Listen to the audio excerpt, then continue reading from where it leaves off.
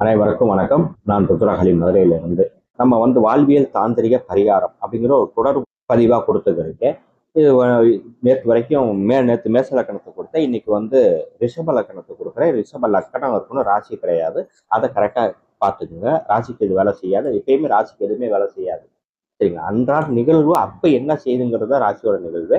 எப்பயுமே லக்கணம் தான் ரொம்ப முக்கியம். லக்கண புள்ளியை மனசுல வச்சுதான் நம்ம எப்பயுமே பதிவு எடுத்துக்கிறோம். ரிஷப லக்கணத்தில் பிறந்தவர்களுக்கு பணவரவை கொடுக்குற உணவு வகையில தான் எடுத்துக்கிற போறீங்க. நீங்க பாடல் கேட்கறது மூலியமாவும் உணவு வகைகள் மூலியமாவும் இந்த பிரபஞ்சத்தில் ஆற்றலை உங்களுக்குள்ள கொண்டு வரீங்க. அண்டத்தில் உள்ளதா இந்த பிண்டத்தில் இருக்கு. இது எல்லாமே பஞ்சபூத அடிப்படையில தான் செயல்படுகிறது.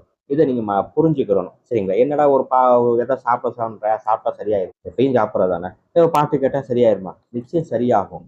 பஞ்சபூத தத்துவத்தை நம்ம முறையை ஆக்டிவேட் பண்ணோம்னா நம்மளால நிச்சயம் ஜெயிக்க முடியும். இதுக்கு இந்த இப்ப ரிஷப லக்னத்துல பிறந்தவங்க சாப்பிட வேண்டிய உணவு புதன்கிழமை புதன் முறையில பெரிய வெங்காயம் அல்லது குடமுளகாயில செய்யப்பட்ட உணவுகள். அந்த உணவுகள் அது அக்யூரேட்டா அதுவா இருக்கணும். இப்ப வெங்காய பஜ்ஜி அப்படின்னு சொல்றோம்ல, அது வெங்காய பஜ்ஜி அந்த மாதிரி எடுத்துக்கணும். எல்லாத்துக்கும் வெங்காயம் சேர்ப்பாங்க, ஆனா அந்த வெங்காய பஜ்ஜிங்கிறது சரிங்களா? குடமுளகாயில அந்த உணவு வகை இதை தான் நீங்க எடுத்துக்கணும். அது புதன்கிழமை புதன் முறையில சாப்பிடணும். அதே மாதிரி நீங்க கேட்க வேண்டிய ராகம் சாமா ராகம். இந்த சாமா ராகம் உங்களுக்கு பண வரவை கொடுக்கும். இந்த சாமா ராகங்கள்ல திரைப்பட பாடல்கள் நான் ரெண்டு பாடல் சொல்லி ஒரு 10-13 பாடல் இருக்கிற வரைக்கும் நான் தேர்ந்ததுல உங்களுக்கு 2 பாடலை கொடுக்கும். உன்னால் முடியும் தம்பி கமலஹாசன் படத்துல இந்த படத்துல இதழில் கதை எழுதும் நேரம் இது சாமா ராகத்துல அமைஞ்சது. அடுத்து பாரதி இந்த படத்துல நின்னை சரணடைந்தேன். இந்த பாடல் சாமா ராகத்துல அமைந்த பாடல்.